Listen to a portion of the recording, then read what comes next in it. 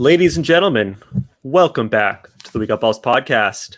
My name is Steve Trudeau. I am one of the hosts of this podcast. I am joined by my two co-hosts, Emmanuel Pacheco, Mike Almeida. Guys, how are you today? Awesome. Doing great. Awesome. Love to hear it. And we're joined by special guest, Seamus McNamara of the My Wheelhouse Basketball podcast. Thank you for joining, buddy. Happy to be back. Good to see you all. It is great to see your beautiful beard. That is for sure. So obviously we have Seamus here with us today. He has his own basketball podcast. So as you can already tell, it's going to be a basketball heavy show. We just wrapped up the NBA regular season. Playoffs are underway. So why not talk NBA? Lots of stuff to get into, lots of topics, but I want to start with the most recent of the topics, which is the play-in tournament. It went on over this past week and weekend. I thought it was great. I enjoyed it. I heard some people really complain that it was worthless and that it was not. Why are we even doing this? So I'd like to get some opinions of you guys. Mikey, did you watch any of the play-in games? I did not. I kept track of it on the ESPN app, but I was watching baseball, so I didn't get to. But I didn't know who won, and I thought the Lakers were going to lose their first one, but unfortunately they didn't. I'm rooting against LeBron this year. So, yeah. Yeah, I would love to watch that game, but I'm an old man. That 10:30 tip-off is way too late for me. I know Emmanuel did not watch the game. I didn't, because none of the Raptors were playing, really. I think they played one game or whatever. I think I just watched the score at the last three minutes. They don't put that on TV in Canada, I understand. So We'll go right down to our expert, Seamus. What do you think about the play-in games? I'm in a similar boat to you. I definitely struggle with staying up late. So usually what happens is I can get through the first half of late night games, and then I usually have to watch the second half in the morning the next day.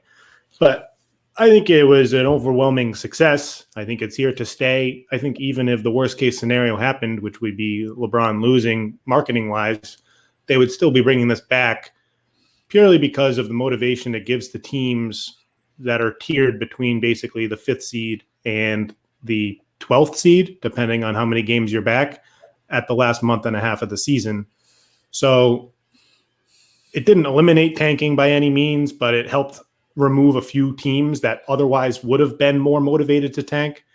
And then just having another event with weight in terms of just a singular game to market and to hype up and to view in terms of excitement that builds in your lead up to the playoffs, I think it's all smart. And I think that for the most part, obviously, if you're watching one of the Pacer games, none of those were fun.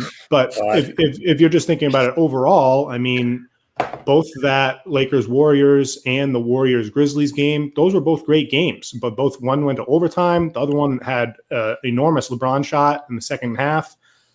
I think there was a minute left when he hit that crazy footer when he was saying he could only see the middle rim out of the 3 rims he was seeing because of Draymond poked him in the eye. But I think it just raises excitement. I think it's another good thing. I don't know whether it might matter, and this might be the most important play-in session ever, purely because of the injuries and peculiarness that went into it that resulted in having LeBron James and the defending champions in the play-in tournament. But regardless, I think it was good. We had good games. I don't know which game was your favorite, but I liked everything I saw.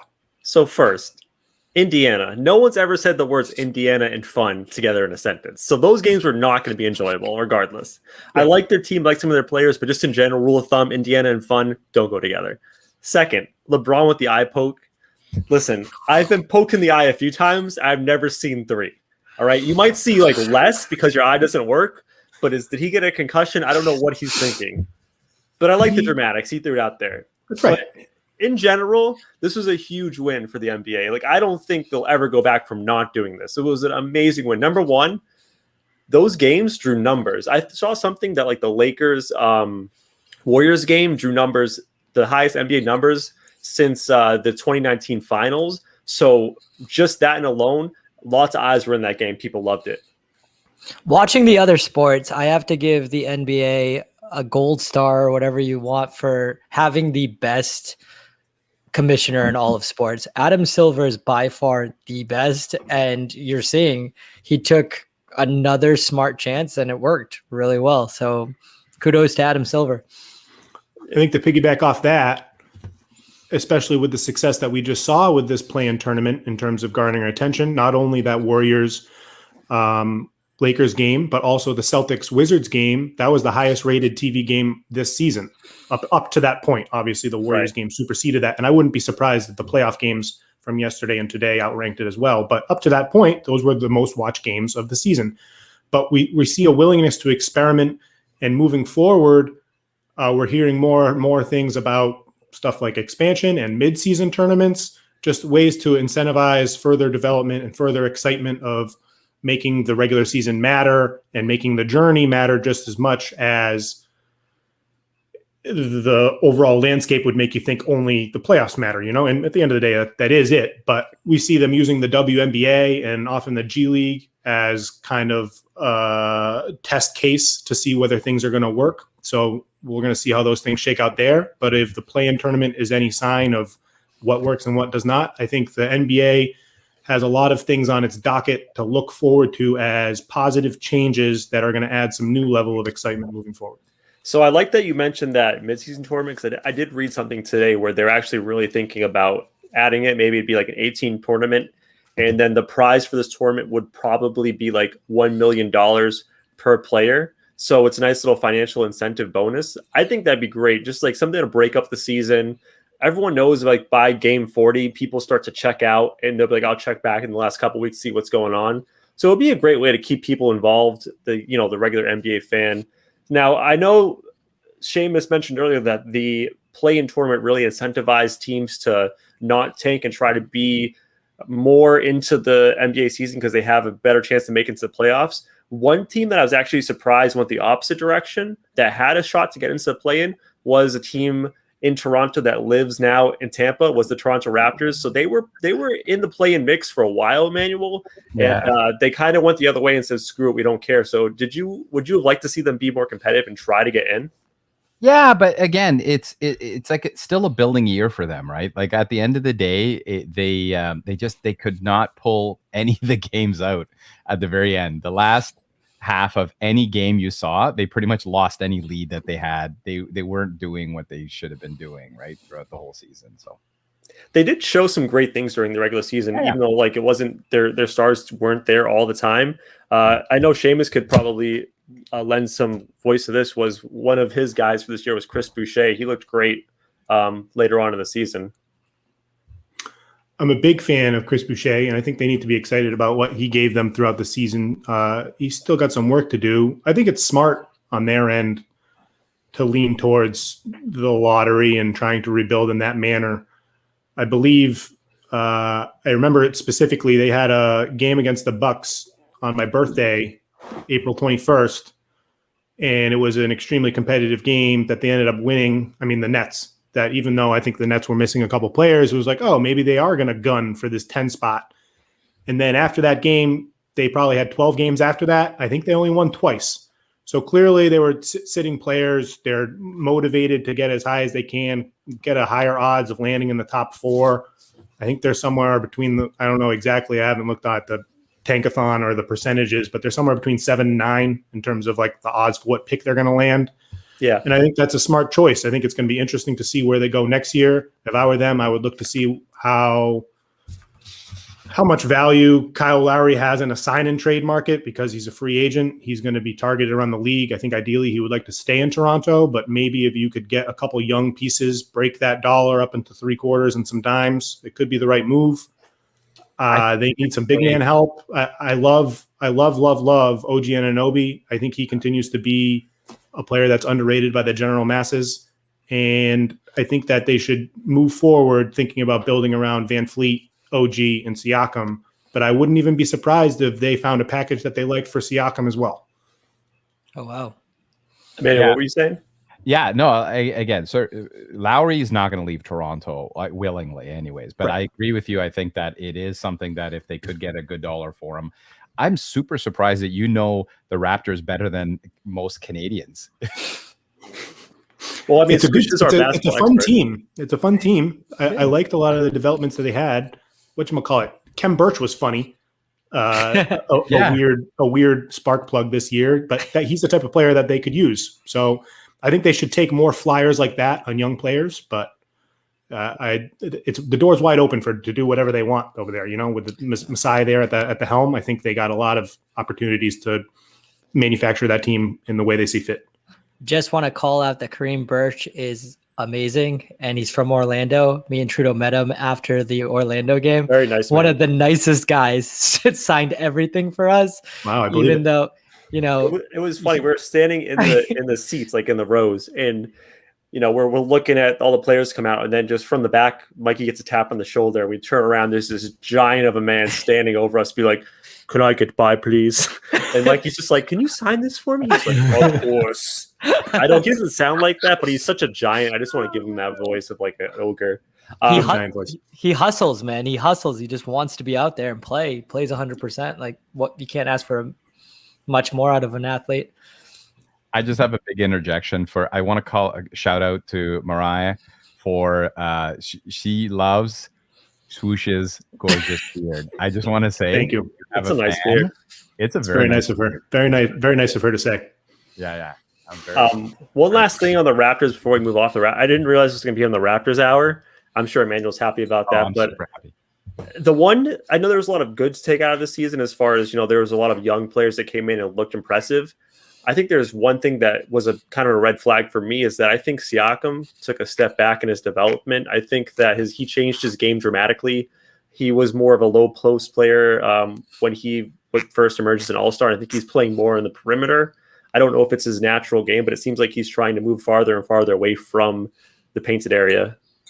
Yeah, well, and you're absolutely right. And the thing that we're noticing with him as well is those critical clutch moments where he then goes and aggressively gets the ball, shoots and misses right at the clutch points throughout the entire season. So maybe he's experimenting, maybe, I don't know, but yeah, I agree with you. I think he's changed his game too much. Yeah, I don't think it's a bad thing. I think he's trying to do something different. You know what I mean? I would like to get Swish's opinion on this, though. He has to change his game because they don't have Kawhi Leonard. Their teams are planning for him. He's the first offensive weapon. And Swish, what do you think about what teams are doing differently to Siakam that they weren't in the past? I think that unless there's some dramatic improvement that I don't project, I think Siakam is going to be shoot in to be a great second player on a successful playoff team. I think ideally he's used in a role where he can maximize his defensive versatility as an off-ball player with crazy length who can handle both smaller and bigger players depending on what the team is. But you're 1,000% right. Now that he's no longer the second guy and he's on most nights the first offensive option and he's on more scouting reports and teams are doing more background leading up to the matchup with Raptors throughout the season if necessary. They're walling him off. They're getting back quicker to cut off transition opportunities. Somewhere formerly, specifically in his breakout year a couple seasons ago or beginning of last season, he was really getting out, running, finishing well in transition, making plays with quick decisions when the defense was at a disadvantage on the fast break. And I think that teams have done a good job to minimize that, force him to be a creator in the half court where he still limits high level or even an average level handle. His shot creation and his ability to create space on the perimeter isn't that fantastic.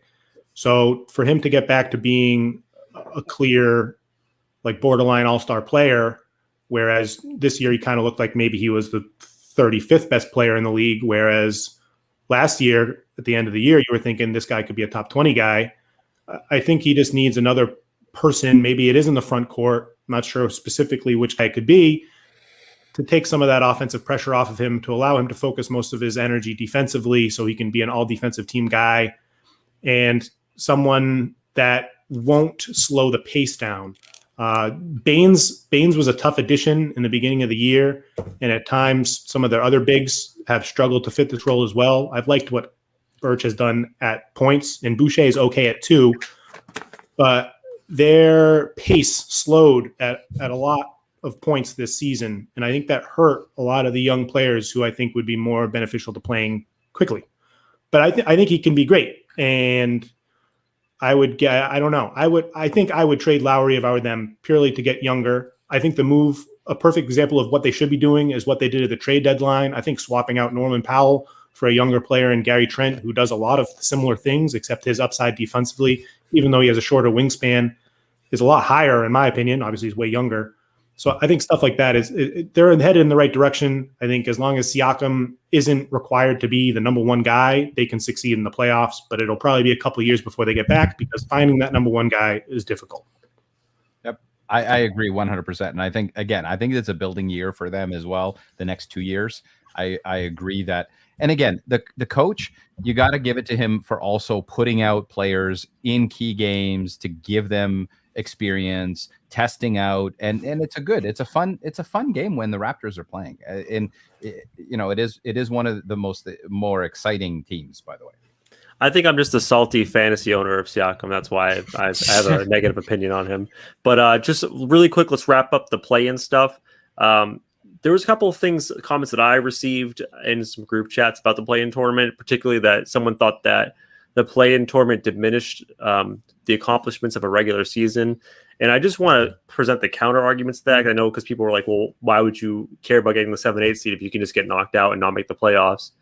I think it actually improves the value of the first and second seeds dramatically because you're going to either get someone who's lesser of an opponent who isn't the 7-8 seed, and you're also probably going to get someone who's played a couple of games while you're rested. So to me, it improves the value of finishing top 1 or 2, and also really improves the value of being that 6 seed to avoid the play-in tournament. So I would counter that opinion and say that it actually, in my thought, makes the regular season more valuable. You saw teams like Swoosh said, down the stretch, they were really trying. Typically in the NBA, the last few weeks, everyone's coasting and resting and just waiting for the playoffs.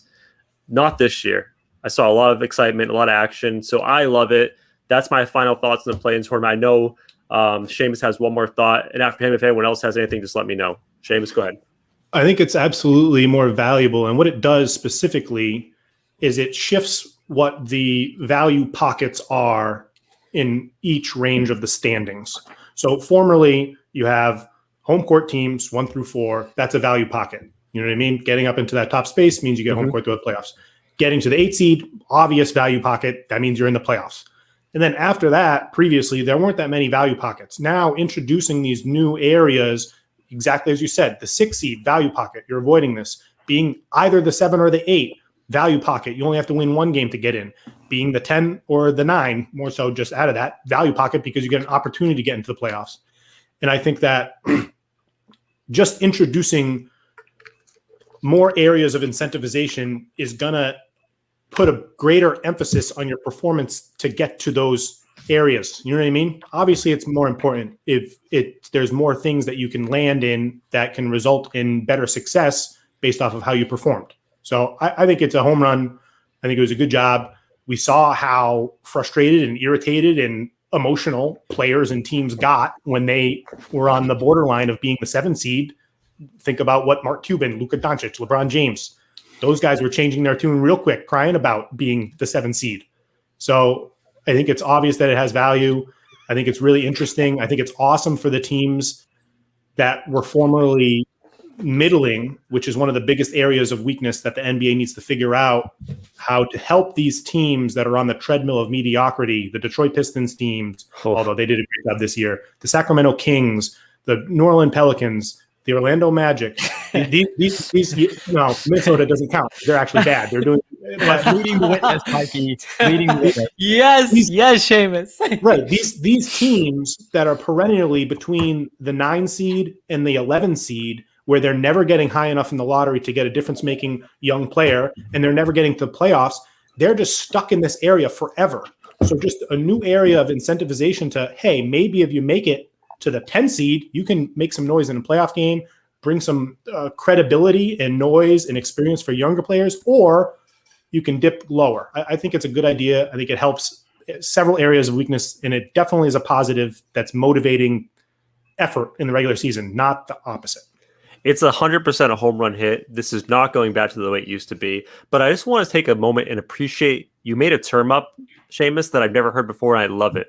Value pocket. If ESPN starts using that, we are going to sue the shit out of them. So if you're listening to ESPN and you start using value pocket, that beer is coming after you. All right, yeah, give him his money. That was great, man. I think we did it. We covered the play-in tournament pretty well. We all love it. It's been exciting. So let's move into the regular season because we just finished the regular season about a week ago. I don't want to look into anything, one particular thing.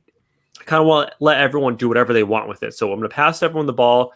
You can go wherever you want. You can pick a particular team. You can pick a player, whatever you really enjoyed about the regular season, something that maybe you thought didn't work out, maybe a team or a player that underachieved, whatever you want. So I will start with Emmanuel because you looked very excited when I brought it up. You're giving me lots of head nods. I'm going to bring back Kyle Lowry. Okay, so Kyle Lowry was super exciting in his defensive play.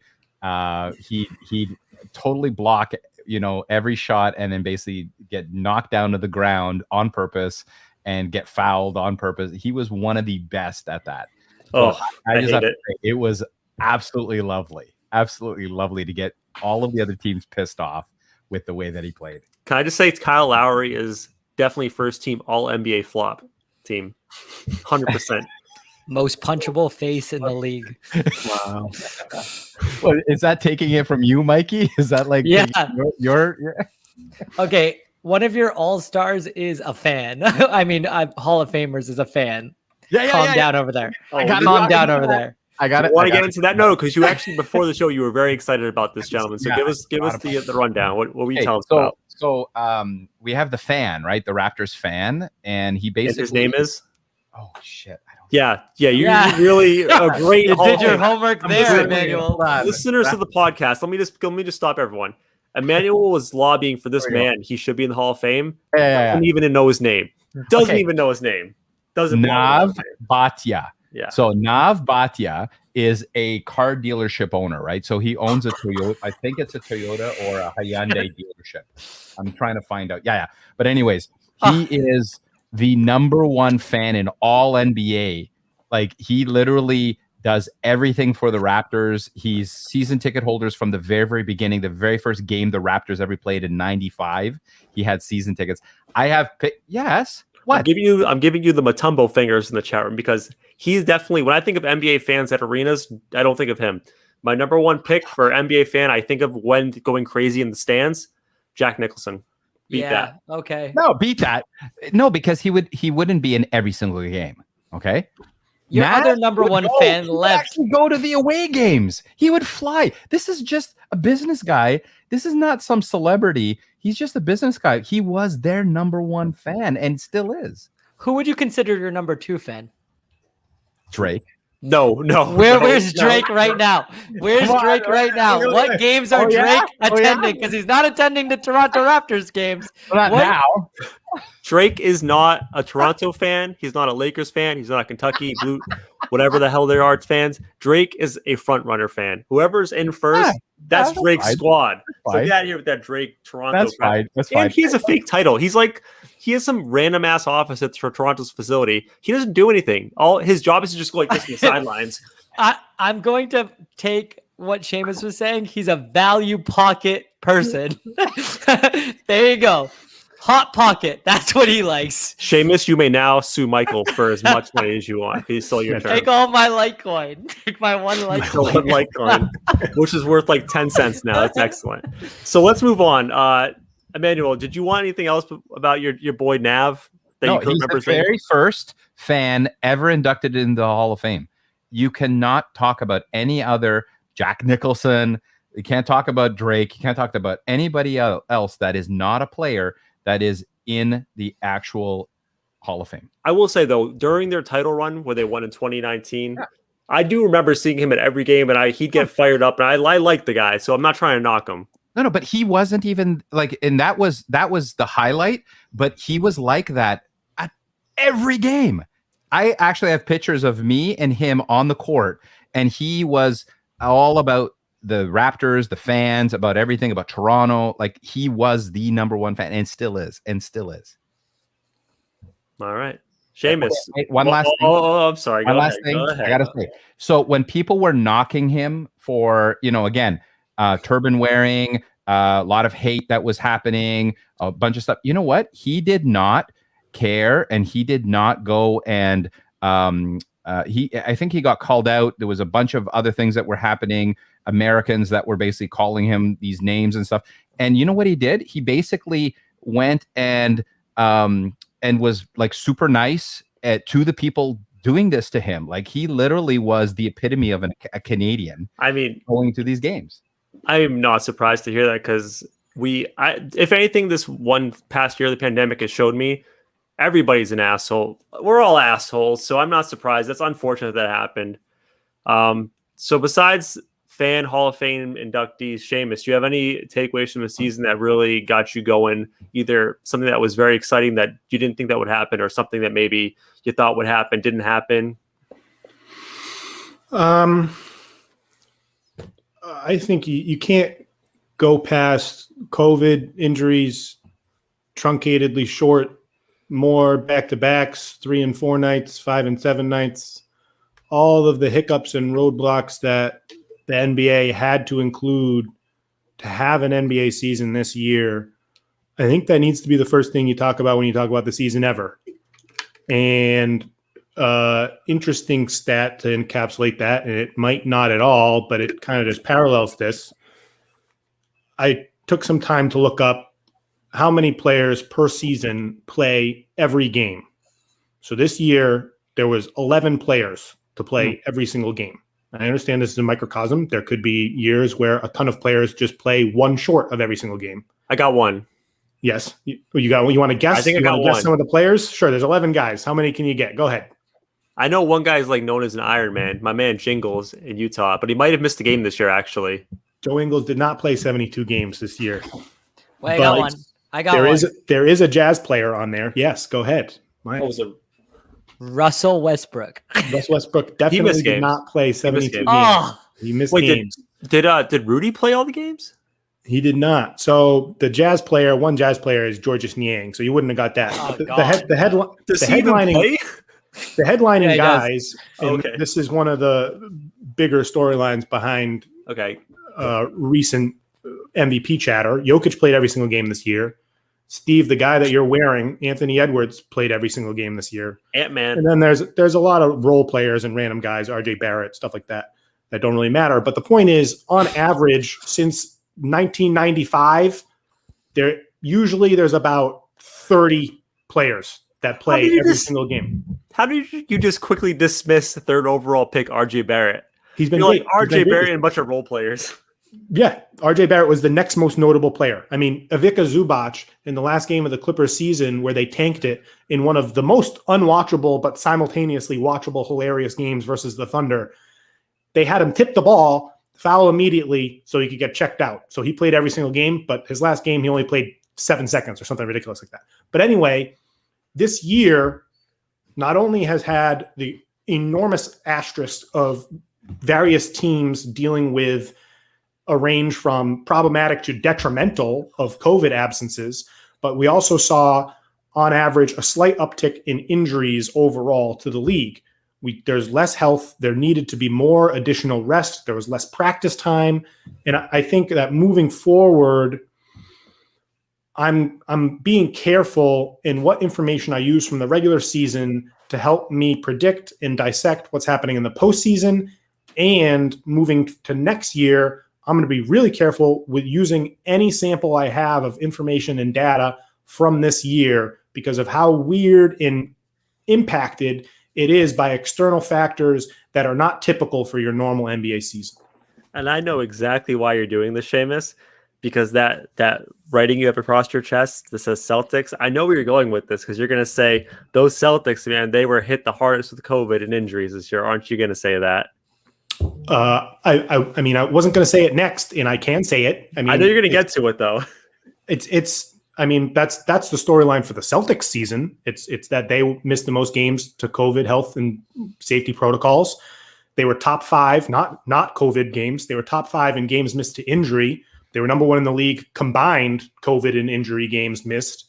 And if you told me in the beginning of the season where I was expecting somewhere between a 2nd and 5th seed, depending on how our stars step forward this year, how the health of Kemba Walker returned after his recovery from his knee, and how certain young players performed stepping up, I was going to say at best will be a 2 or 3 seed. At worst will probably be a 4 or 5 seed. But then if you asterisked that and told me, oh, Seamus, the Celtics are going to miss the most games to injuries in the league. They're going to deal with COVID more than any other team in the league. I would say they'll probably be a 7 or an 8 seed. And what seed are they? So I don't think they didn't match expectations. I think based off of the situation and the circumstances, I'm impressed with their ability to fight through those. There's issues that they obviously had that we can get into that if you want to, that are among a multitude of reasons. But COVID, because of the microcosm that what you can see in the Boston Celtics and how it impacted them, COVID's the storyline, at least of the regular season. And I know we're going to come back to that, Seamus, because a topic we have saved for later in the show is kind of what you want your team to do and how you assess your team for the season. So I know you're definitely excited to give your thoughts on the Boston Celtics. And I actually am very excited to hear about this. The Boston Celtics are one of my teams I watch and root for. But before we get to that, Michael, so I want to get kind of your idea, because you were kind of a passive fan. You watched here and there. You weren't as diehard, 80 or 72 game season. You didn't watch all the games. But so what were your takeaways in general from the season? I actually have a favorite day of the whole season. Are you guys ready? And it was March 25th when the Orlando Magic finally traded Evan Fournier off the damn roster. Oh, God. That is my favorite day. It was by far the best. It was the best day ever.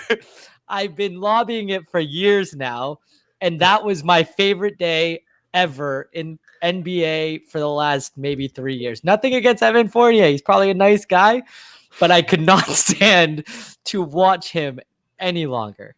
Seamus, if there's one thing, our podcast is pretty neutral, except for one thing. We've planted our flag firmly on being an anti-Evan Fournier podcast. Wow. So if you're out there, Evan Fournier, go fuck yourself. Swoosh, what do you got for me?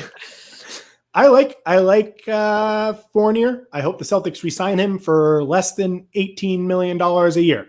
But I think that the Orlando Magic are definitely a winner of this weird season based off of the totality of it, with making the right decision to bail ship at the right time. And oh my God, do the Chicago Bulls look like doofuses? And oh my God, are the Orlando Magic sitting pretty with what looks like now 2 lottery picks, 2 top 9 picks in this draft that has a stacked top 5 and legitimate role players that'll seriously help whatever player you can get in the top 5 in the range 6 to 10. So I think it was a masterclass by them getting out at the right time, maximizing the value of one of the flimsiest 2-time All-Stars in Vucevic, who has clearly struggled to make the Chicago Bulls into a winning team, even though that they thought pushing their eggs into that basket was the right decision. I think that Wendell Carter is a fantastic acquisition. We saw some nice spurts from him at the end of this year. I think after some rest, some work with Clifford, moving into next season, I think Bamba looked awesome in a couple games at the end of the year. I think he has upside to be a great stretch bench big. I think things are looking up. I like all the dart throws, RJ Hampton, Cole Anthony, random things here and there. Some of those will pan out, some won't. I think overall you should be really excited if you're a Magic fan going into next season. Hey, Trudeau, when Swish said Mo Bamba, I saw a little dance. What was playing in your head, just out of curiosity? For listeners of the podcast, I was thinking to myself during that statement, I'm definitely going to, after the podcast, edit in the Mo Bamba song. I don't care, copyrights, go fuck yourself. Mo Bamba's going to be in here right now. I got ho. Yeah. No, I actually was down on Mo Bamba, but he looked great at the end of the season. So I'm going to really quick wrap up on my regular season takes. I have a huge list of takes, but I'm going to narrow it down to 2. First, it goes, Mike, are you with me? Can you join me on this? Thank you, Bulls. Thank you, Bulls. Thank you, Bulls. Thank you for giving me all your picks and still sucking, because they thought they would get Vucevic and be a great team and make it to the playoffs. And guess what? Sucks to suck. We got your pick. Your 8th, 9th worst record in the league belongs to us now, baby. Hey, the Bulls, why don't you just go and grab Fournier? Like, this is your chance. Go get him. No, you'll be happy with him. Fournier. We're keeping Fournier. I want him back. $16 million, 2 years. 2 years, 34 million, 33 million. Are there any other players you just want to dump on the Bulls, Mike, from the Magic. I'm just loving Emily Trudeau's commentary off the podcast right now. Yeah, Magic tank for pick, something about Trudeau's hair looking terrible, and she concurs that Fournier is awful. Yeah. You can have him, Celtics. Have him forever. He's all Evan yours. Fournier, do me a favor. God, this is so mean. Just bring it home, buddy. Bring it home. It's gone, man. Just bring it all the way home, dude. You look so much better if you just finish the job. What, Seamus? I mean, just to reiterate, the Magic have, even though they're the third worst record, they have tied for the highest odds at Cade. They have the highest odds, just with Houston and Detroit. They all have the same odds. They have the highest odds. Oh. And then the Bulls pick is tied for the 9th odds, which has a 20% chance of being a top 4 pick. There's not an outrageous world where the Orlando Magic get the first pick and the 4th pick in a draft that has 5 superstar changers. Dude, don't even get me started, because I've thought in my mind several times the possibility of the Orlando Magic getting 2 top 5 picks, and it is amazing. I mean, besides the Thunder, that coming into this draft, it's rosiest for them over any other team. The Magic and the Thunder played this draft perfectly. Obviously, teams like the Pelicans and obviously the Thunder again have more in their arsenal to move up and down the draft board as they see fit because of the ridiculous amount of draft capital that they have. But purely, even if it's worst case scenario and Orlando gets the 4th and the 10th pick, that's great. And those are going to be franchise changers for this team that needs more warm youth bodies. I think it's great. I'm excited for you guys. I think worst case scenario, though, is we can get the 6th pick if we get jumped 3 times, which is super, super unlikely. But I know we want that top 5 range. So we'll see how that works out. 6th pick. I think the odds are very, very low. I think it's like low. 90+% chance that you're top 5. As an Orlando Magic fan, I know to expect the worst and hope for the best. Because regardless of who we draft, they're probably going to end up by being complete busts. And not their own fault. We're just going to ruin them. Victor Oladipo case study. Point number 1.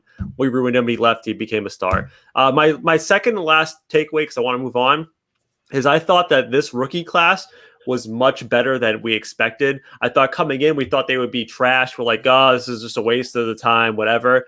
I got 3 guys in particular. The 3 finalists for Rookie of the Year were outstanding in my mind. Tyrese Halliburton, first of all, got drafted 12th overall. Shattered expectations. He's been a very valuable contributor. Stevie froze. I agree. Halliburton's great.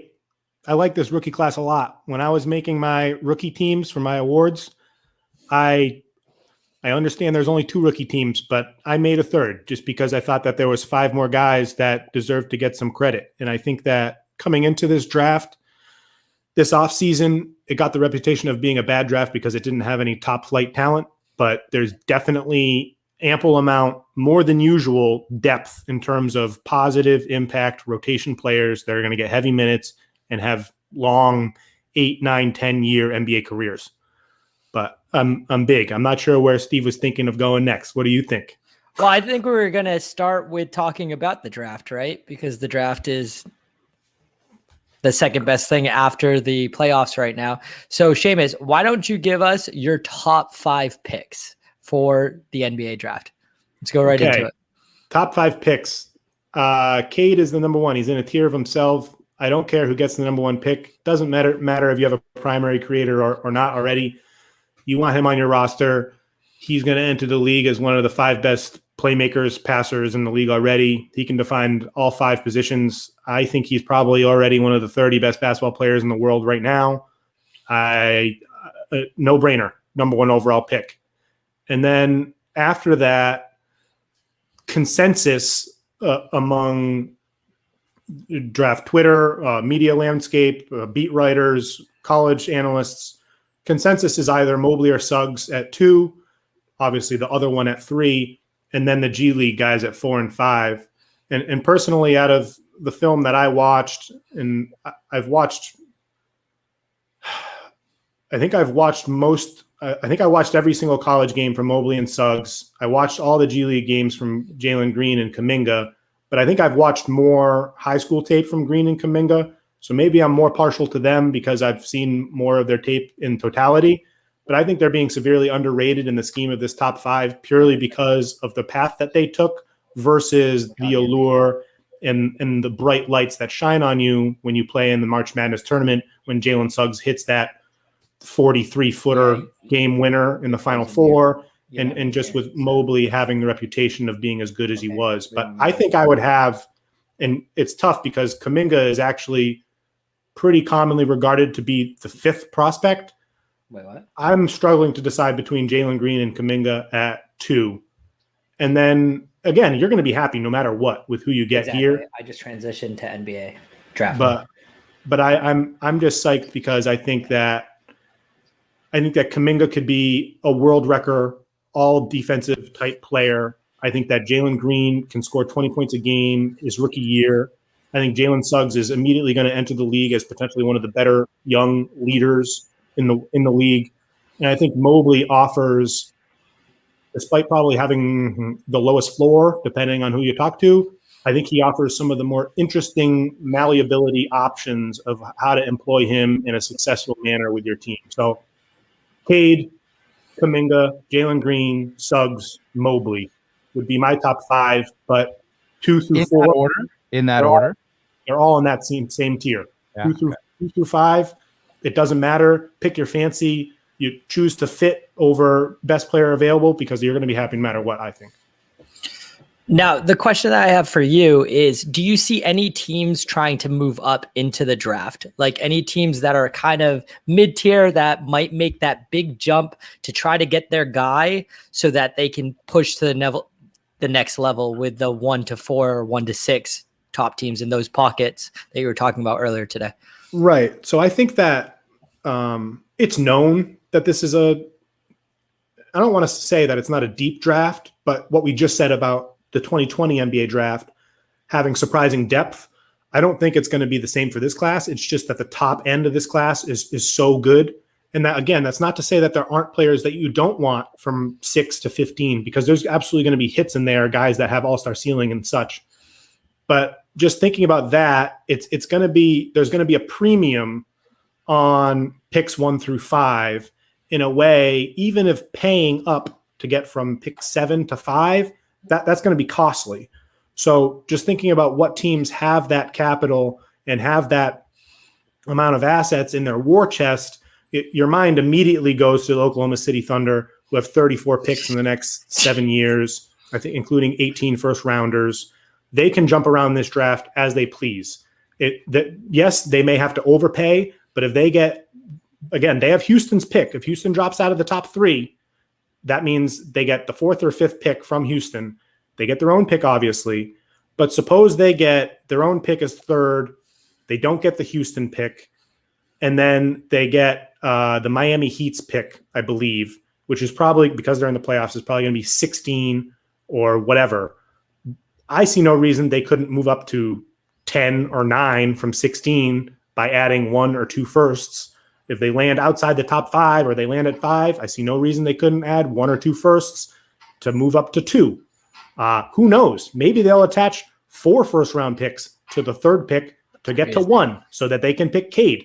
They have the ability to jump around in whatever way they want purely because of how well they've stocked this draft pile in a manner that not many other teams have done. The other team that has done similar things because of the Drew Holiday trade, because of the Anthony Davis trade, and because of some smart manufacturing around the fringes of dumping players here and there is the Pelicans as well. And to a lesser degree than the Thunder, they also have a lot of pick capital to jump up and down. But I wouldn't be surprised if there's teams flying up and down all over the board, especially after the top 5. Whereas I think those 5 guys that I named are probably the 5 that are going to get picked in some order. I think after that, there's no consensus between who's 6 and who's 14. So when a team sees an opportunity to get their guy or their guy slipping, I think we could see a lot of jockeying up and down the board.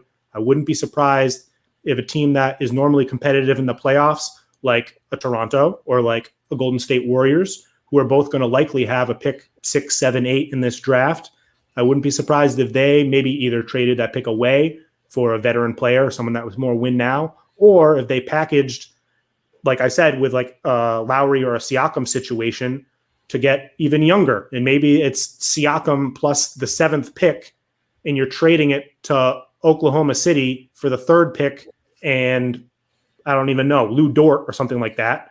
And then you can pick Jalen Green, or you can pick whoever you want to be your future star.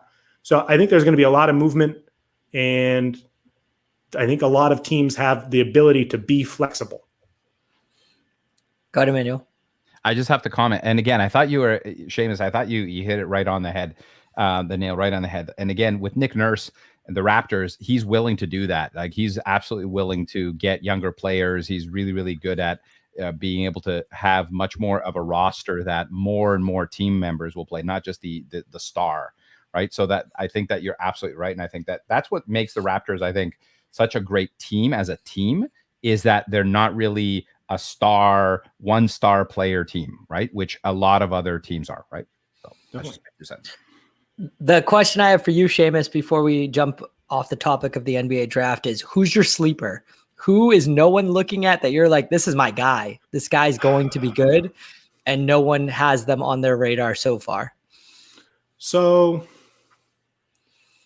there's a couple like second round guys that I like, but those are so dependent on landing spot that I don't really want to speculate too much there. But after the top 5, I have a handful of guys that the more I jumped into the film, the more I really liked them.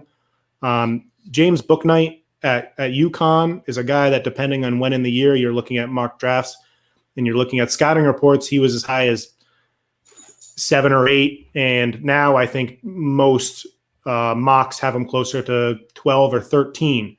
But he has fluid scoring ability as a 3-level scorer who can finish and elevate and really float through the air.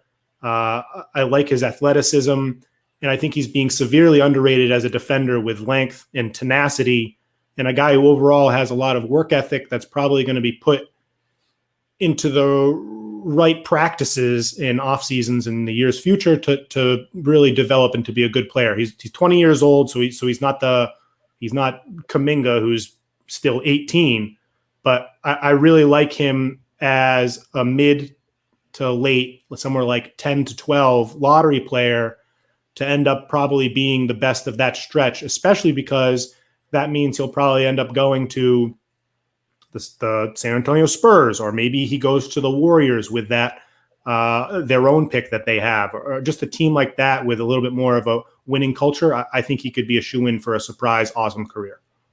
Okay, I have one question about how COVID actually, because you did talk about this earlier, where COVID was such an anomaly for the injuries and everything else, where now there was so much more injuries, the health of the players. How is that going to affect now that the teams are coming back, vaccinations in the US are coming back? Toronto might actually play back in Toronto once, right? Like, how is that going to affect now this whole season coming up with the new draft and stuff like that?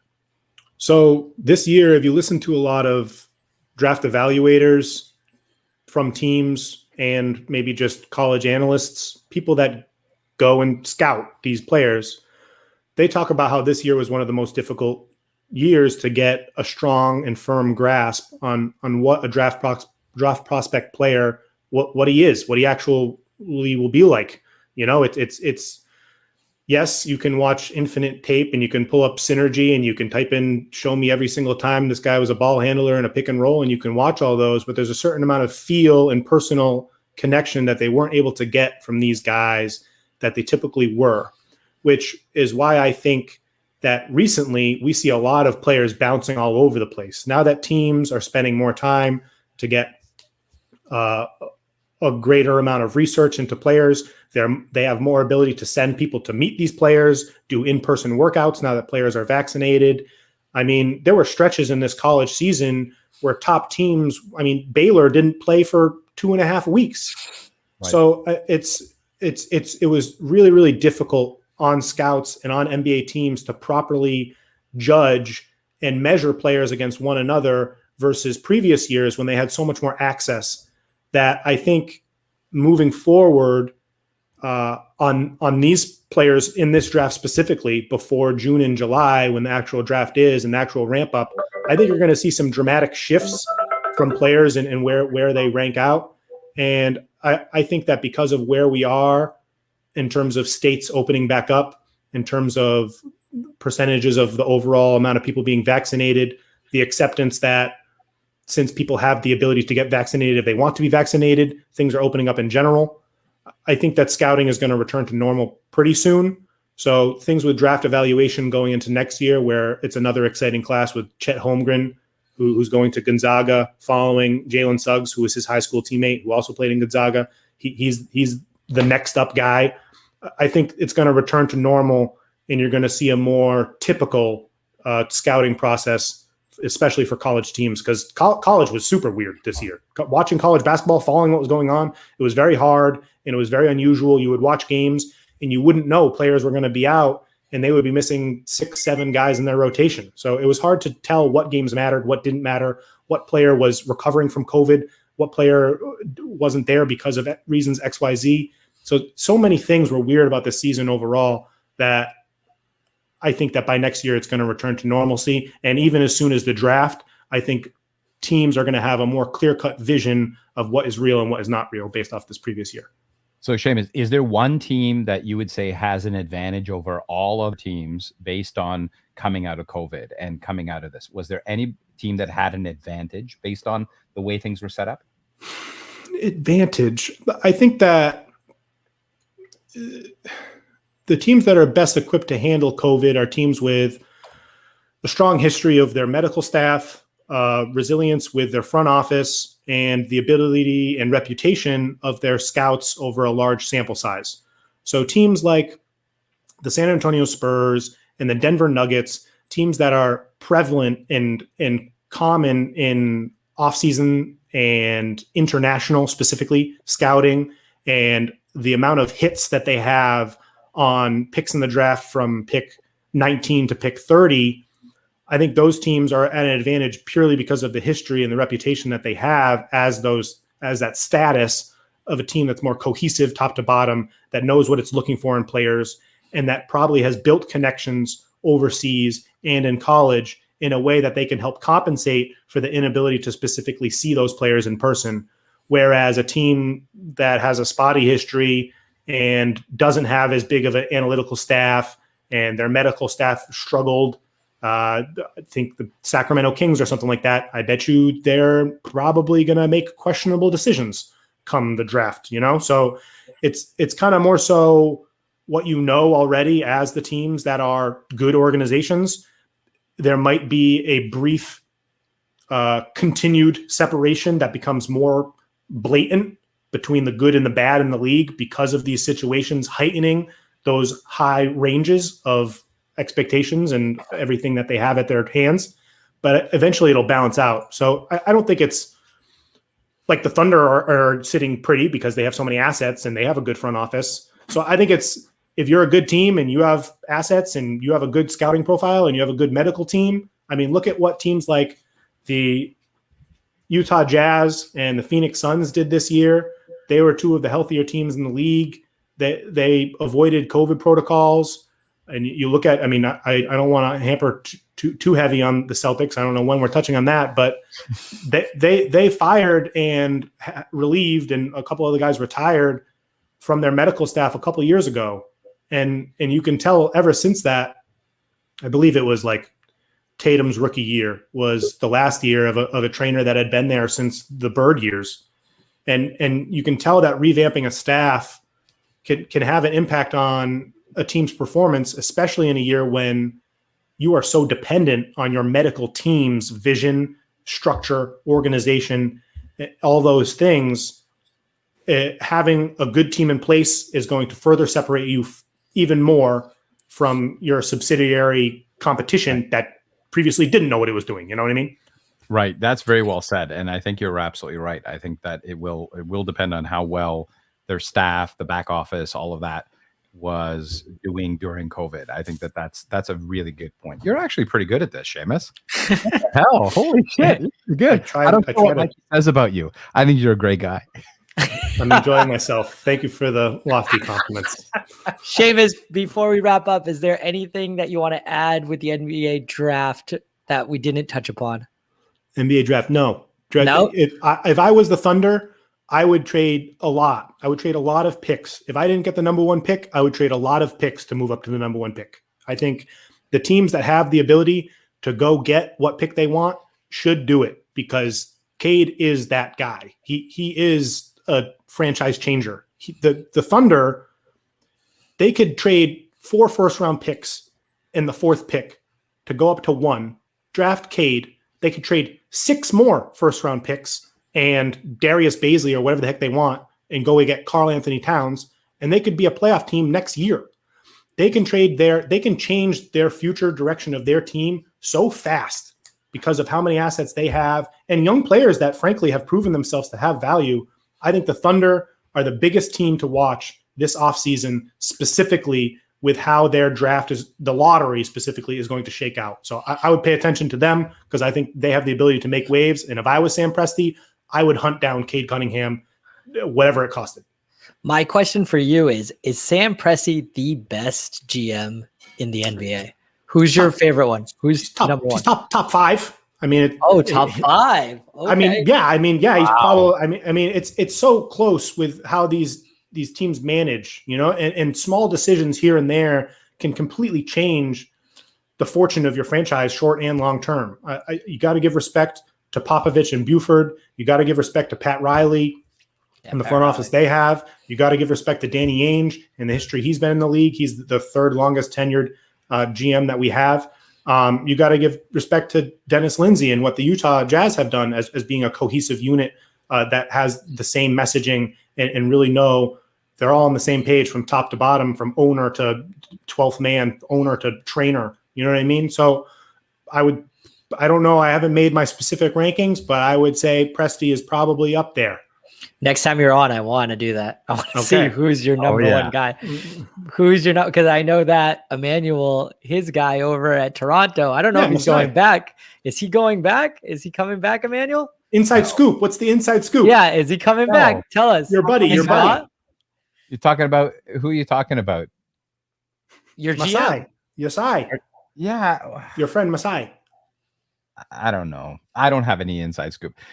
You know what? I could go to Drake's house and ask. Stop with the Drake stuff.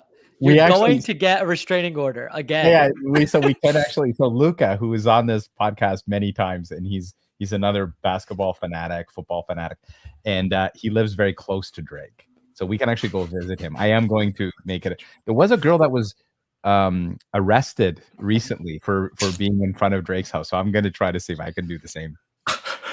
I have no idea. All right, we're going to switch up. We're going to head into the NBA playoffs. We're going to start at the Western Conference. So Seamus, which lower seed has the best chance of pulling the upset? Which team do you look at? Let us know. It's obviously the Los Angeles Lakers, although I haven't watched the game yet. They just lost game 1 with Phoenix Suns today. I think it was 99-90. But I'm not that surprised there. The Suns were rested, had the ability to punch limped Lakers team in the mouth opening up. I expect the Lakers to make adjustments. LeBron is pretty infamous for having an average record in game 1s of all of his playoff series over his career. He has a tendency to feel teams out and then to make serious adjustments following that. I had the Lakers in 6 games over the Suns. I wouldn't be surprised if the Suns beat them. Obviously, we saw today, or I didn't see yet, but I'll watch it tomorrow. We saw that they have the ability to beat them. I just think that at the end of the day, with the firepower from Anthony Davis and LeBron James, it's enough to overpower anything Phoenix can do.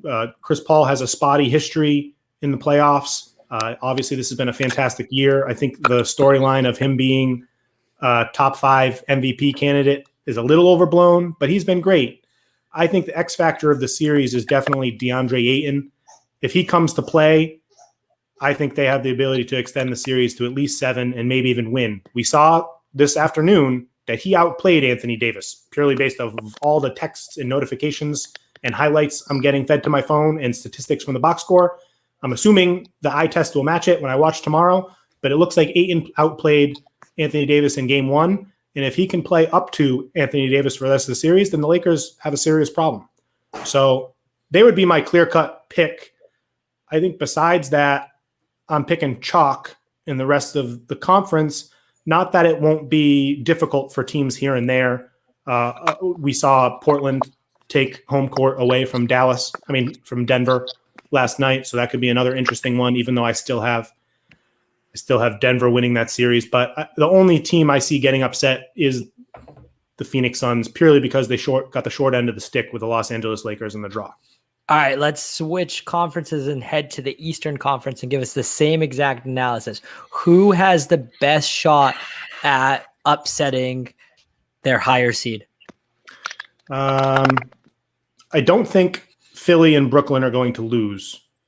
We can get into greater detail on those if you want to, and I don't think that saying Atlanta is going to take out New York is some draw-dropping upset choice. And I think that Miami has the highest likelihood, therefore, of being a surprise upset, because I really think the 4 or 5 seed is essentially a pick'em. Those teams are really, really even. They're good at different things. I think I'm going to pick the Hawks in 6, purely because they have offensive firepower that I don't think the Knicks can match. And I understand the Hawks don't have many options to answer Julius Randle, and that Julius Randle destroyed the Hawks in the regular season.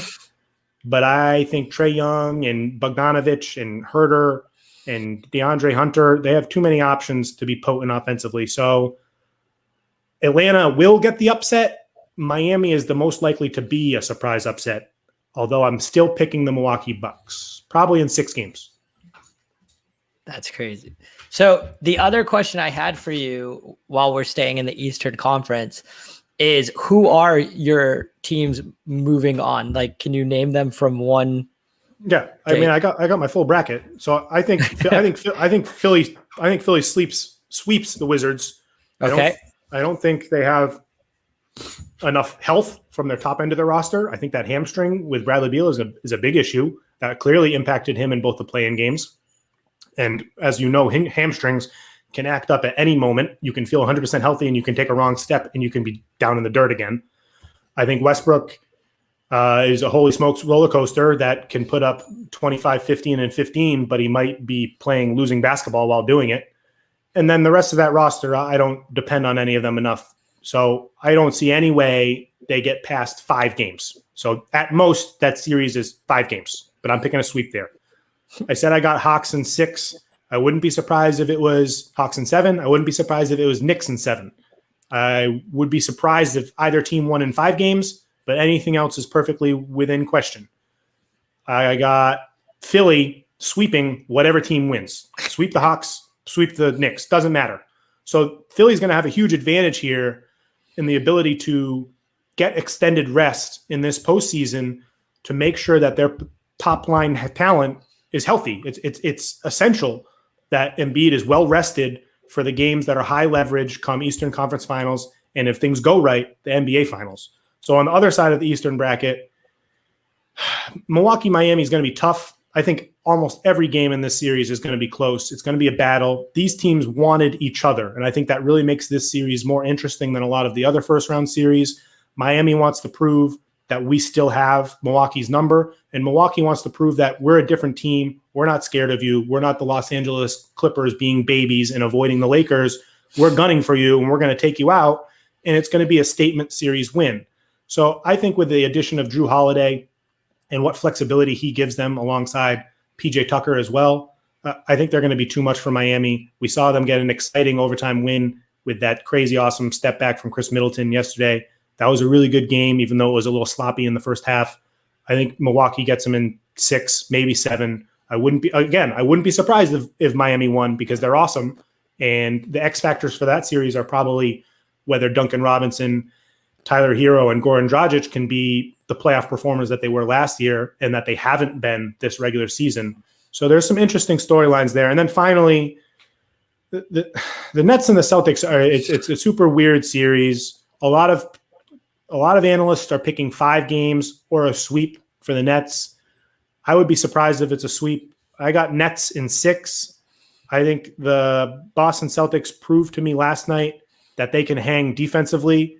What Brad Stevens did with his rotation last night was miraculous. That first half was an absolute masterclass of hockey subs, of matchup zones, of full court pressure out of nowhere. I thought the switching was on cue, and I thought he employed the right players to fill roles that both were surprising from the Nets end and effective from the Celtics end. But at the end of the day, the imminent unstoppability of Kyrie, Harden, and Durant offensively, it's just too much. And even if they're disjointed and unconnected or struggle with injuries, what have you, they just have a 15-0 run in them at any point in the game. Whereas when the Celtics were up 22-11 or whatever the hell the score was in the first quarter, there was a feeling in your gut saying this is going to be a 2-point game in 3 minutes, which it was. And then the flip side being when the Nets stretched out that lead to 10, 12, 14 points in the fourth quarter with a good amount of time left, it was like, oh my gosh, how are the Celtics going to dig out of this hole? The only people that can score the ball are Tatum and Kemba, and they were off that game. So I think Kemba and Tatum will be better offensively for the rest of the series. That'll lead to a few victories. I think Robert Williams, oh my God, is he incredible? I hope that he stays healthy. He was the second best player last night. Really? I didn't get to watch the game, so that's great Kevin news. Kevin Durant was the best player in the game. Defensively, he was awesome, and offensively, he started slow, but he was creating. He was dishing when he didn't have a shot, even though you would think he would always have a shot. But he was definitely the best player in the game. I thought the player who impacted the game the second most was easily Robert Williams. He was everywhere defensively.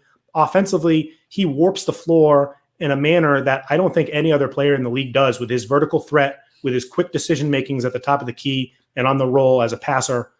He's incredible. If he stays healthy, which is like the biggest if ever, because the only thing his career has been so far is injury ridden, I think he's one of the 50 most impactful players when he's healthy, but he's never healthy. So I think if we can get more extended health from Rob Williams and better offensive performances from Tatum and Kemba, it could be a longer series that's competitive and exciting. I thought Tatum played awesome defense all game long. I think his defensive season has been severely underrated overall, but I just don't think the firepower, I don't think there's enough on the Celtics to overcome what the Nets are dealing with. I feel like there's more chance of an upset coming on the Western Conference than the Eastern Conference. What do you think about that? Who are you thinking of? Well, obviously the Lakers are easy, but I could see Portland pulling an upset against Denver, right? Yeah. Is Donovan Mitchell playing tonight? Is he healthy yet? Or I believe so, but even so, right? That makes me nervous. I don't think Utah is going to lose to Memphis by any means, but I think that Memphis is going to propose some difficult things for the Jazz. You know, I think with both. Yes, timeout. Go ahead. Timeout. What the hell do you want, Steve? You're jumping in. Doing a great job. Guess what? Back again. Trudeau's back. You're bothering us. Right. Okay. We're run like a really good team without you too, man. This will be great. This will tell us, do we really need Trudeau? So let me tell you what happened. Okay. Really? We're already an hour and 8 minutes. Poor Seamus is hungry. Coach, I'm hungry. Coach Mike's hungry. Well, you're doing great. Just to let you know, when you were going, I was just pounding Courvoisier because I was so mad. But apparently my router decided to say, you know what, F you. This is the router name, not anymore. So it changed its name to something different out of nowhere. So I had it took me like 20 minutes to figure out that the router changed its name. I had to replug everything in and got internet again. Fios was on my good list, but now it's on my bad list. Like, get out of here, Fios. No, I'll tell you what happened. The little kids heard you call them little shits outside, and they were like, fuck this guy, and screwed up your whole thing. You know who it was, I think? I think it was Evan Fournier trying to take our podcast down. Yeah, I think so. Oh, man. We were really on a roll. We were getting through the Western Conference, and we were heading to like the juicy part where Seamus was going to tell us when the games actually get good in that second half of the second half of the playoffs. It's going to be exciting, man. You ruined it. Thanks, Trudeau. Sorry. Do you want me to leave? I'll leave. Hold on. I don't think you ruined anything. I thought you were great. Good re-entry. Good job. Yeah, but with the Utah we don't even know. Trudeau, come back. We need you. No, it's funny. Trudeau, he's going to struggle. You never should have left. Now your Wi-Fi is going to crump out again. It's all good. I'm not Evan Fournier. My Wi-Fi isn't that bad. I'm not Evan Fournier. the strays that Evan Fournier gets on this podcast for being overstretched as the number one offensive option on a shitty Orlando Magic team. Disrespectful. Oh, man. Trudeau, what do you like in the Western Conference, Trudeau? Do you think how many games do the Memphis Grizzlies win in the first round? Gentleman's sweep. Gentleman's sweep. I did get to peek in you guys talking about possible upsets in the West and the East. I'm just going to go real quick. The West, the Lakers, they're going to pull the upset. I don't know what the final score is today. I knew it was competitive when I stopped watching the game. Eastern Conference. Suns won. I mean, I feel bad for the Suns. They played really hard. They got the second seed. Now they play the Lakers, who shouldn't be a 7th seed. They got decimated by injury. They should be higher than 7, but whatever. Eastern Conference, I got to try rapid fire through this. I'm going to go with maybe, I don't think there's going to be any major upsets, but if there is going to be an upset, it's going to be the Miami Heat over the Bucks. The Bucks they won barely. Miami played like shit. They shot like 0 for 1,000 from the field. I would expect them to bounce back in game 2, play a little bit better. So watch out for that upset there. Practically exactly what Seamus said. You guys are on. Good job, Steve. We're geniuses. That's why. We're savants. That's right. Should I just go again? You don't really seem to need No. me. We're doing great. Finish this off, man. All right, let me finish this up. Let me get back on the driver's seat. Mikey, I'm very excited to see how you drove the show. I bet you drove it off the rails. And no, I'm sure you did great, buddy. I appreciate you doing that. So let's wrap this thing up. So we had the segment that's finally done. Thank the freaking Lord. The Big Baller Bucket, where basically I would just get shot on every week. I would get a shitty basketball team and have to pay a punishment. But I was not the only one who lost. Seamus, when he came on the podcast last time about 2 months ago, got stuck with the Detroit Pistons, who we probably talked about as one of the worst teams in basketball. Well, guess what? Good tank. They tanked successfully, which was not good for you, Seamus, because you lost, which means you had to perform a punishment on our podcast, which I appreciate you being a good sport and doing. Absolutely. We did not assign you a punishment. We gave you the option of picking whatever you want from the list. And you picked what, sir? I will be doing cinnamon challenge. Oh, God. So I just want to let the listener know that before the podcast began, Seamus sounded very, very confident about the cinnamon challenge. Now, I've seen clips online. And Emmanuel, Mikey, please chime in and let me know. So don't just hold on, not just yet. Wait. So have you seen this online, Emmanuel? This is going to be a disaster, but I love it. I love it. So I love the fact. We're going to be like, you watch the Olympics, there's the gymnasts, and they land the landing, and they just do the crescendo. This is going to be the crescendo of our show, and basically it's going to go like this. We're going to ask Seamus his picks for the biggest sports awards in the NBA. So we're going to ask him about the MVP, Defensive Player of the Year, Rookie of the Year, yada, yada, yada. And it's going to be during the Cinnamon Challenge. So, Seamus, I don't know if the audience isn't going to get any of this because you might be dying. And I will call the police. Well, I probably won't have internet in another 5 minutes. So if someone else call the police if he does die, this should be fun. Are you ready, sir? Let's do it. Does anyone have warnings for him before or we're just going to let him do this? Seamus, just put your hand up and say, I'm okay with if I die and we can't sue Mike Almeida. The other guys are good. Yeah, You're good. Yeah, no sense. As they would say in Rocky IV, if he dies, he dies. That's right. All right, sir. So I just want to let the audience know, listening to the podcast version, you have what size measuring scoop of cinnamon? It's probably 2 teaspoons. It's an overfilled teaspoon. Yeah, and Joe, for those who like to bake, usually you take your finger and you like get the top off so it's nice and flat. Seamus's teaspoon is like a mountain, my friends. This is a lot of cinnamon. Yeah, I'm ready. All right, sir. Whenever you're ready. And it goes in. It's on the mouth. He's getting all of it in. I hope you have some getting in there. I hope you have some protection down on your computer because you're going to cough this all up in a second. Oh, he's loving it. Wait, he's frozen. No, he's back. Okay. He's chewing it like a savage. Okay. Take it down. You're not supposed to drink water. You know this, right? No. Oh, no. That's not how that goes. Yeah, you have to answer the questions with the cinnamon in your mouth. Are you done? Swallowing it? Yes. All right. So MVP. Let's see the MVP for the end. We'll start with Coach of the Year. We have Quinn Snyder of the Utah Jazz, Tom Thibodeau of the New York Knicks, and Monty Williams of the Suns. Who do you like as the Coach of the Year, Seamus? Tibbs. Any elaboration on that? He's licking the spoon. He's an animal. The Knicks had the biggest jump in terms of expectations to actual performance from the beginning of the season to end of season. The Jazz were supposed to be a good team. The Suns were borderline a good team.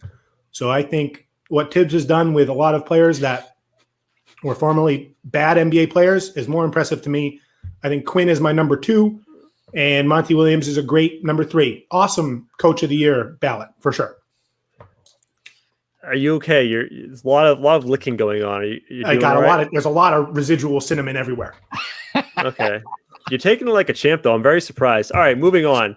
Let's do the 6th man of the year. I have 6 awards right here. So 6th man of the year, I got Jordan Clarkson of the Jazz, Joe Ingles, Jingles of the Jazz, and Derrick Rose of the Knicks. I have Ingles winning. I think he's better at basketball than Jordan Clarkson. So therefore, he's the 6th man there. They both started a handful of games. They both came off the bench a handful of games.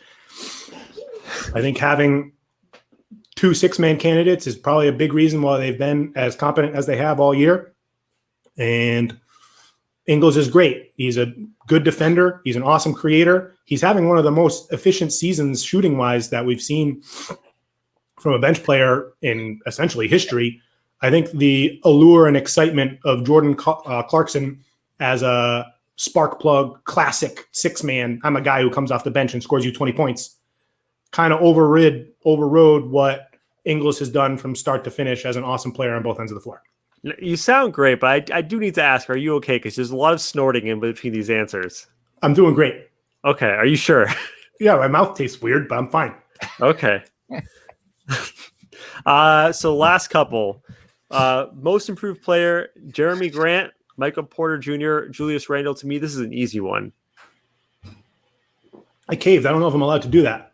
It's okay. I lost. I don't think it was going to get any worse. I was surprised you actually took it. No problem the first week. He's a beast. Definitely Seamus Randle. is made of cinnamon. Cinnamon boy. Yeah, I think it's obviously Julius Randle. I mean, last year he was a guy who could put up 18 and 9, and he had some vision, but overall he was a terrible defensive player who made bad decisions offensively and couldn't shoot. And now he's hitting pull-up threes in transition, shooting 40% from 3 from the year. He's a key cog in an awesome defense. I've been dramatically impressed. He's going to make an all-NBA team. Who thought that was going to happen? That's crazy. Probably one of the 30 best players in the league. Formerly, he was, I ranked him like 85, 90 coming into the year. So that jump of 60 spots is a lot more than Michael Porter Jr., who kind of just filled a new role with a higher usage in a way that he was expected to. Last year, he has similar efficiency. He's awesome. I mean, Michael Porter Jr. is awesome. But he has similar efficiency, similar advanced statistics. I think overall, I'm not as surprised, and I don't think he's improved as much. I just think his role grew. And then Jeremy Grant, if he continued what he did in the first 2 months of the season, he would be a good candidate to be number 2, but I think he kind of tailed off. And similarly, he just filled a bigger role that wasn't available to him before. I think it's Randle, no doubt. So before we move on to the next category, there was a listener question, and I'm not going to try to pronounce that name because I don't even know how to start that name. But whose international roster do you like better, Spain or Serbia? I'm going to go personally with Serbia because I believe is Luka Doncic is Serbian, correct? No, he okay, that was a great start. So, then I'm going with Spain all day. I mean, you could pick Serbia because they got Jokic. That's true. And I think they have one of the Bogdanoviches, Bogdan. I think the one on the Hawks. I think plays with Jokic. Bogdan. But Emily likes Slovenia. They were good. Yeah, Slovenia is Luka.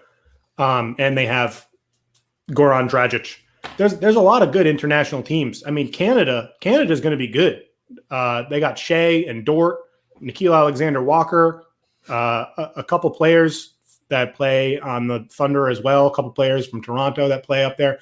I like them. Tristan Thompson, sure. As far as international competition goes, he's a good big internationally.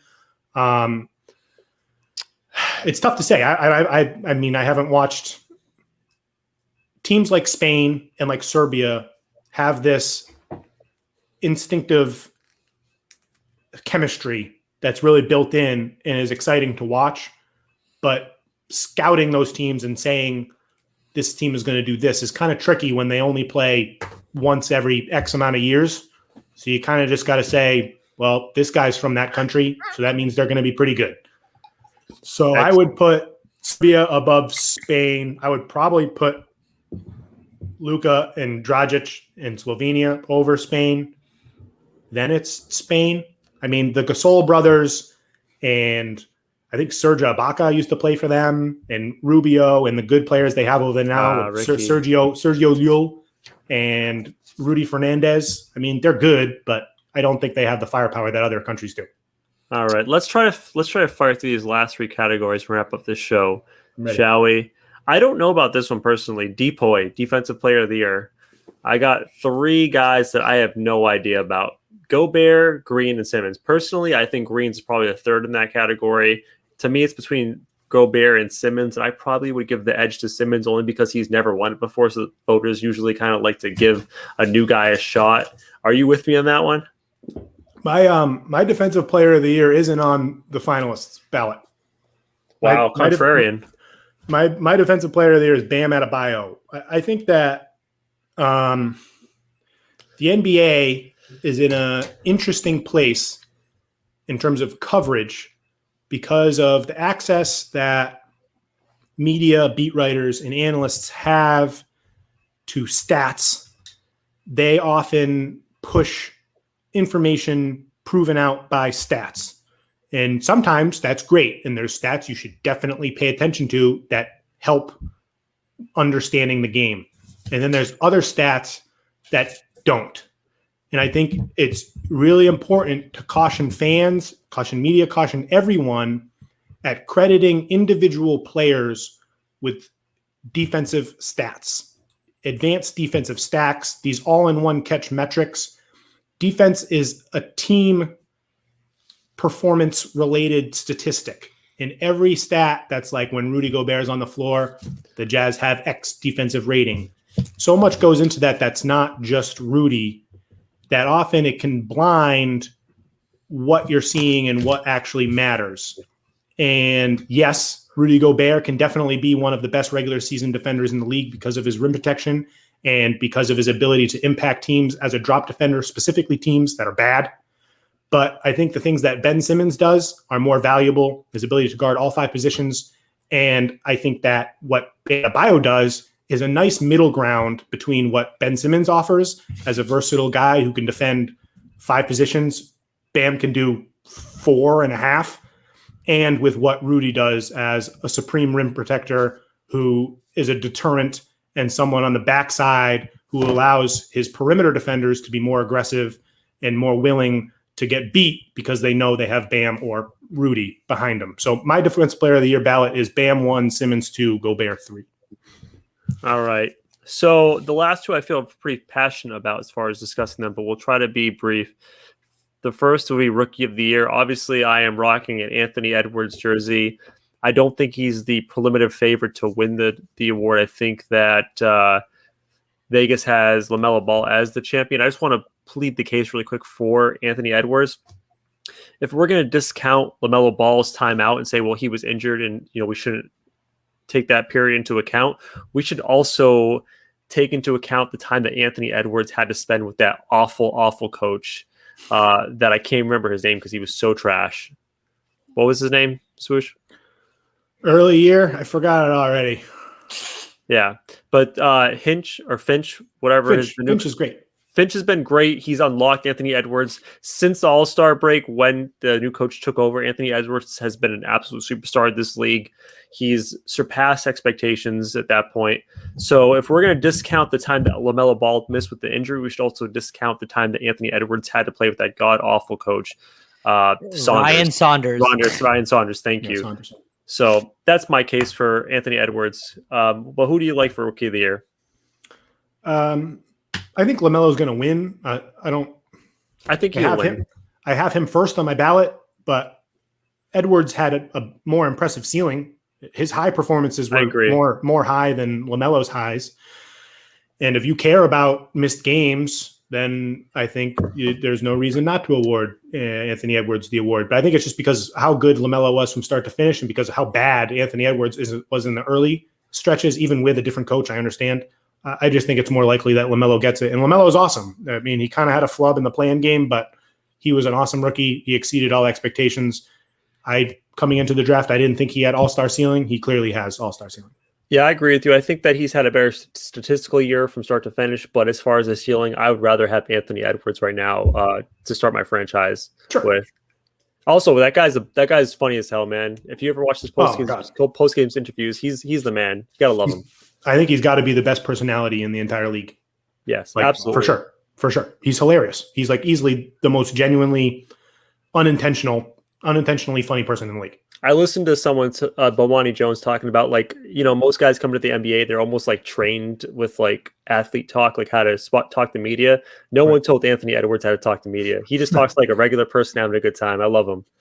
Let's finish off with the top billing with the award season MVP. I think that this is a no-brainer, but I would like to hear your opinion there, Seamus. I mean, it's got to be Jokic. I mean, he's not only does he have a statistical case, I don't know his exact numbers, and I'm assuming it's like 26, 10, and 8. He's played every game. His team got better efficiency-wise, performance-wise after Jamal Murray went down, which is ludicrous.